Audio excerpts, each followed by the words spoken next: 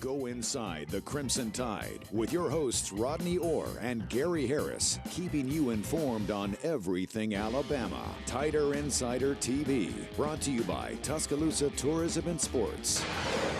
Good evening and welcome to another edition of Tider Insider TV, presented to you by Tuscaloosa Tourism and Sports, alongside Rodney Orr from TiderInsider.com. I'm WVUA 23 Sports Director Gary Harris. Well, it was a big weekend for Alabama football, both on the field with the first scrimmage and also a big recruiting weekend. We're going to cover both for you. Alabama hosted that first spring scrimmage, and it was a big recruiting weekend, as I said, but we'll get to more on that in just a moment. First, though, Rodney, you had some great updates on TiderInsider.com. Let me say that, for the record, we're not allowed to attend any of the practices, any part of them, even the scrimmages, but you talked with some people, you got some stats, some updates. Let's start with the running back group. Trey Sanders and Jahmyr Gibbs both seem to play well with Jace McClellan and Wardell Williams out of action due to those knee injuries. Yeah, they really did. Coach Saban made the point, too, Gary, that they ran the ball better in the scrimmage than maybe they ran it at this time last year. That was very promising to hear. Trey Sanders had a great scrimmage. I think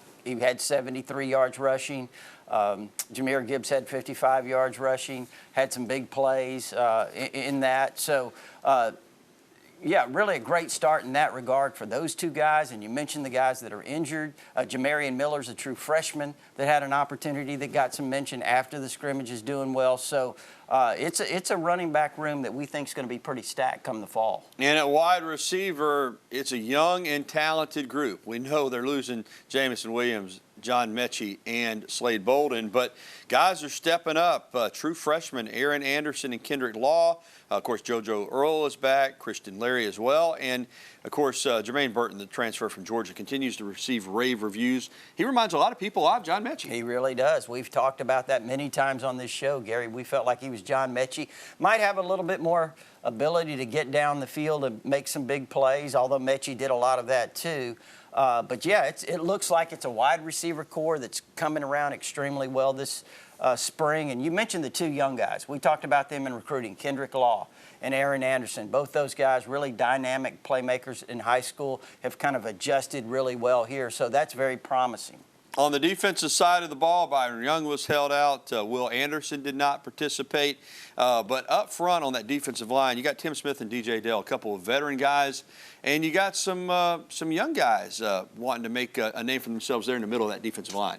Yeah, Jamil Burrows, his name kept coming up as having a good practice, good scrimmage, which is very encouraging to hear. When you have defensive linemen that are merging, Tim Keenan's another one, the redshirt freshman out of Birmingham. Jamarian Latham, but also Jaheim Otis, the true freshman out of Mississippi. He's a guy that's lost 46 pounds since he's been here in January. Really had a good scrimmage, impressive. So you're seeing a lot of those young guys that can kind of maybe in support next year get into the rotation, and then as you look forward to the future. In the secondary, Elias Ricks, the talented LSU transfer, no contact. But we saw Kool-Aid McKinstry and Kyrie Jackson as the starting corners. That's exactly where they were when they were pressed into action in that national championship game. Yeah, and, we think that has a chance to be a strength because of the experience they got at the end of last year. A lot of really good young players back there in the secondary, but the veterans, the safeties, DeMarco Helms, obviously Jordan Battle, Brian Branch, Malachi Moore. I understand he had a good scrimmage. So a lot of those players with a lot of experience. Speaking of Brian Branch, he's one of the big hitters back there, and he met with the media today and talked about the defense and some of the young guys working their way in. He likes what he's seen so far. I see some good things out of new guys. A lot of people are doing different positions and moving lots of areas. And I feel like once we continue to grow as a defense and gel, and main thing is our chemistry. And I think once that keeps growing, then we'll be a good defense. And, Rod, that's something Nick Saban has always valued in the secondary is versatility, particularly in this day and age with so many different packages. But he wants guys that can line up at more than one position. And even the corners sometimes will move inside on occasion when they go to one of those multiple defensive back packages. And that's what's so great about having so much experience returning and some talented new guys. They got a lot of different guys back there that they can use. Yeah, a lot of versatility. You talked about that. We've talked about Brian Branch many, many times in that regard. Also, Malachi Moore's got some versatility. Some of the young players, Terry Ann Arnold, we haven't heard much about him, but he's got a lot of versatility back there in that secondary as well. And overall, as we wrap up the comments on the scrimmage, it just seems like most of what we hear, and you in particular with your sources, it seemed positive Saturday. Very positive. I think the spring sounds like it's gone extremely well so far based on everything, we can gather. And I tell you, Gary, here's the key. They got out of the scrimmage, it sounds like injury-free. Mm-hmm. And when you can escape without injuries, that's a successful scrimmage. Indeed, it is. And now it's time for Coach Talk. The Crimson Tide, of course, losing a lot of production from that receiving core with the departures I mentioned earlier of Jamison Williams, John Mechie, and Slade Bolden. Those were the 3 starters. Alabama head coach Nick Saban shares his thoughts now on the new receivers and how they're coming along so far this spring. Little Aaron Anderson had a couple big plays, did a nice job. Really good run after catch ability. Took a 5-yard play and ran it for 35, 40 yards against first team defense. So I think the receivers are, coming along. Rashaan Holden has been pretty consistent all spring. Of course, Jacory's not out there, Brooks. And the young guys seem to be getting better and better. As you mentioned, of course, they're missing Brooks this spring. He's probably the most proven of the returning wide receivers. But Rodney, Agiye Hall, his, trials and tribulations continue. Various reports today from different media outlets because his name was not on the roster today. And a lot of those people, I think, jumping the gun a little bit, saying that he's no longer on the team. He went out on social media and disputed that. We don't know what his status is, but for whatever reason, number 84 has a lot of talent. He just seems to have a hard time getting it together in regards to doing what he needs to do to be on this football team. Yeah, and we've kind of alluded to that on this show many times. And, Agiye Hall, like you said, Gary, that was from last A-Day. He had a tremendous A-Day game. And he's a very, very talented player, as you mentioned. Got size, speed, he has all the tools. Certainly you would hope that he gets it together. If he decides to leave, good luck. All right. We will keep you updated, of course, on that. All right, let's move on. And let's just say it for what it is, perfection. How was that on Monday night for Lexi Kilfoyle for the Crimson Tide against Georgia? She got the start on Monday night in the rubber game of that 3-game series. Really caught a lot of us off guard. We expected Montana Fouts to be in the circle, but Murphy and Van Brakel Prothero, the pitching coach, went with Kilfoyle, and she rewarded them with a 6-inning perfect game, striking out 10. Alabama wins it 9-0. She was phenomenal on Sunday and Monday with 18 strikeouts and 13 in a 2/3 inning, and Alabama's got 2 aces with her and Fouts and 2 other good pitchers as well. So they're in good shape. Alabama's scheduled to travel to Albertville tomorrow for that Sand Mountain Showdown against Jacksonville State. That game was originally last Wednesday, but got postponed because of weather. Hopefully it won't get postponed again tomorrow night. There's some more rain in the forecast. Well, still to come on Tider Insider Television, there were several highly touted recruits in town this past weekend for Alabama's football scrimmage, and Rodney will have the latest on that right after the break. And one Alabama basketball player announced this weekend that he's going to be turning pro as the roster rollover continues for the Alabama basketball team. We'll have the latest. And coming up, we'll be welcoming your phone calls, emails, and tweets. As always, that phone number, 205-348-WVUA. That's 348-9882. You can email us at the address on your screen, TITV@WVUA23.com, or you can even tweet at us. Use the hashtag TITV. We'll be right back with the only show that takes you inside the Crimson Tide, Tider Insider TV.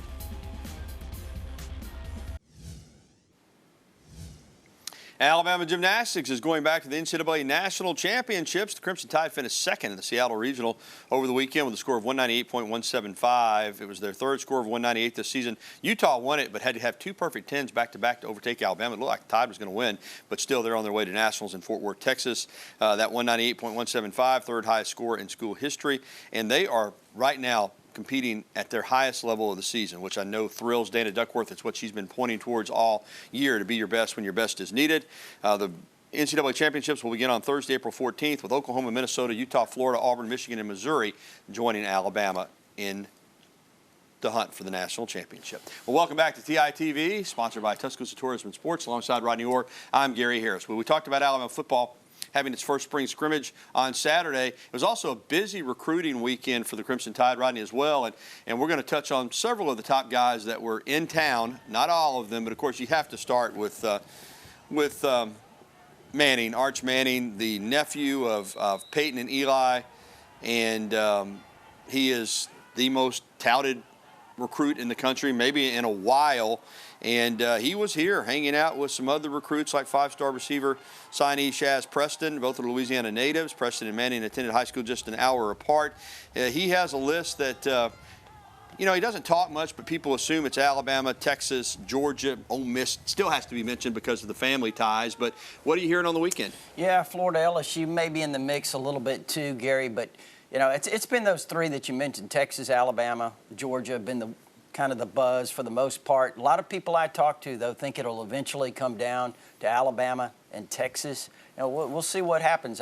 If you wanted to guess, based on some things I've heard, maybe Texas might have the inside track right now. But again, it's really preliminary. I mean, I think that he's still open to all of those schools. And, as you said, he kind of keeps things to himself. We mentioned his uncles Peyton and Eli. Of course, his dad Cooper was a wide receiver at Ole Miss, and his grandfather Archie, of course, one of the greatest quarterbacks in college football history. Also in town, Jaden Wayne.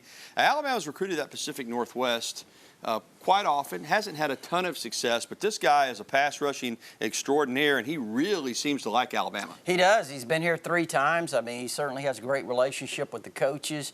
You mentioned being from Tacoma, Washington. That's a long way away. He's being nationally recruited. He's got some interest in Miami, so he's not afraid to go across the country. That's for sure. Tosh Lapoy recruiting him really hard for Oregon. Again, it's early. He's a 5-star player, going to be very highly touted and coveted. So we got a long way to go with him. Another player in town, Caleb Downs, a safety from over in Georgia that some people feel is the top safety prospect in the country. You see he's valuable as a kick returner as well. Great athlete, physical, fast. I mean, pretty much when you're drawing up a safety, he's probably a guy that you look to draw up. Yeah, he is, and you see his elusiveness there on the punt return. He's the younger brother of Josh Downs, a great receiver there at North Carolina that's so good. And we'll see what happens with Caleb. You mentioned he's from the state of Georgia. Certainly Georgia's in there very strongly. Alabama, Ohio State. Again, it's early for him. We'll see, but Alabama's certainly made some good inroads at this point. And the final player we're going to spotlight, an in-state player, defensive lineman Tamarian Parker, who is a guy that he's aggressive, he's physical, and he likes getting after the quarterback. He does.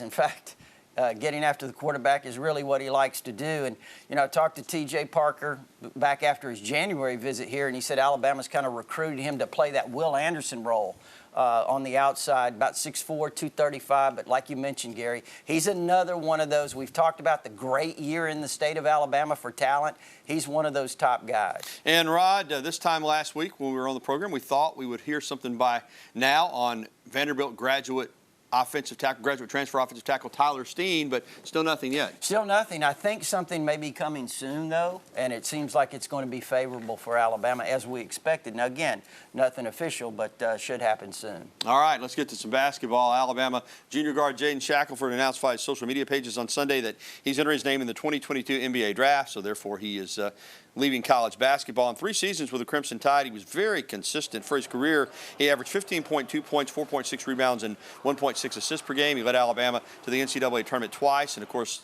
an SEC regular season and tournament championship as a sophomore. He is the first player from this year's team to announce that he's leaving for the draft. Of course, 3 players have gone into the portal. The expectation is that J.D. Davison will probably wind up turning pro as well, Rod. But as we've said a few times on the show here, this is just the nature of college basketball now. Not just at Alabama, really pretty much everywhere. These rosters are going to roll over with this portal and guys leaving early for the pros. They're going to roll over pretty much every year. Yeah, a lot of new players coming in next year. Alabama recruited extremely well. You talked about possible additions from the transfer portal. You're losing guys. We got Shackelford back this year. He almost left last year. You remember, I think he was thinking about transferring out to the West Coast. So you're right. I mean, it's going to be a constant turnover. And good luck to Jaden Shackelford. He can really shoot it.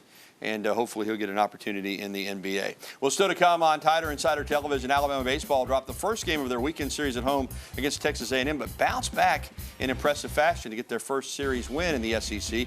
We'll recap. And next, we'll be welcoming your phone calls, emails, and tweets. Again, the phone number 205-348-9882. Go ahead and call now, Tider Insider Nation, so we can hear from you. It's Tuesday night in Tuscaloosa. What does that mean? T-Town's Tider Insider TV. We'll be right back after this.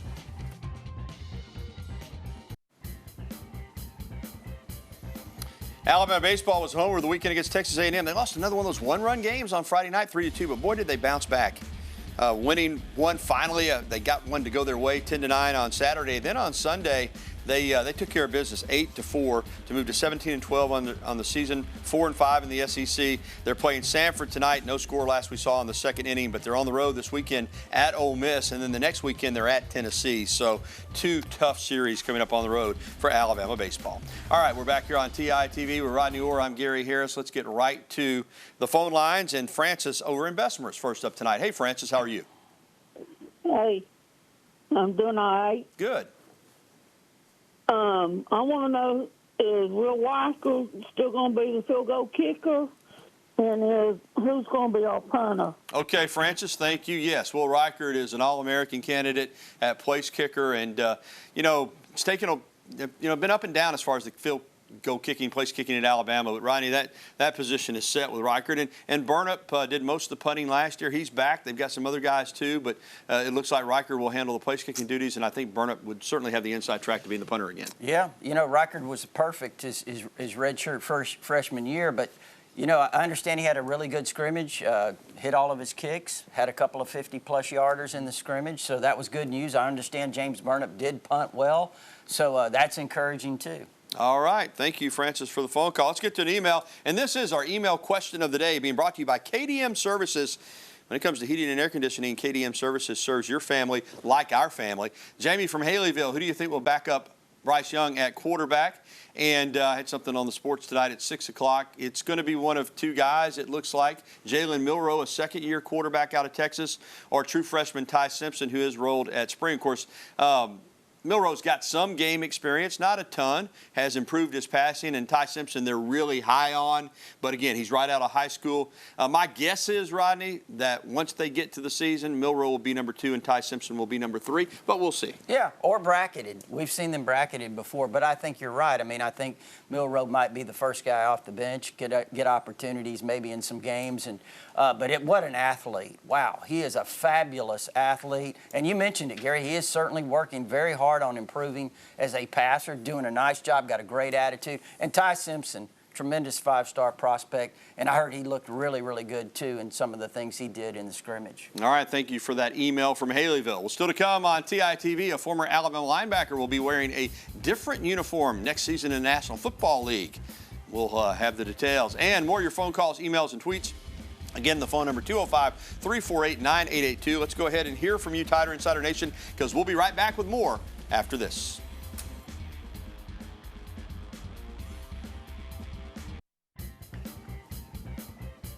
Former Crimson Tide linebacker Rashaan Evans is done in Tennessee. He signed a 1-year deal with the Atlanta Falcons on Monday, played all 4 of his years with the Titans since he's been in the league.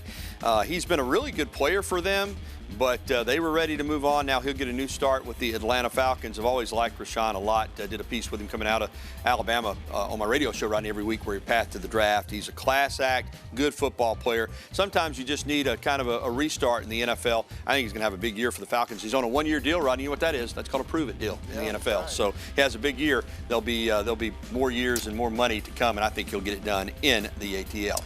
All right, we're back. Phone lines are open, 205-348-9882. If you want to give us a ring, we can get to you right now, but let's get to an email in the meantime, Rod. And this one is from Stan in Trustful. Will J.D. Davison enter the NBA draft? Stan, that is my expectation. I just don't think the plan was for him to ever come back to Alabama for the second year. I think he was a one-and-done from the get-go. I think the coaches knew it.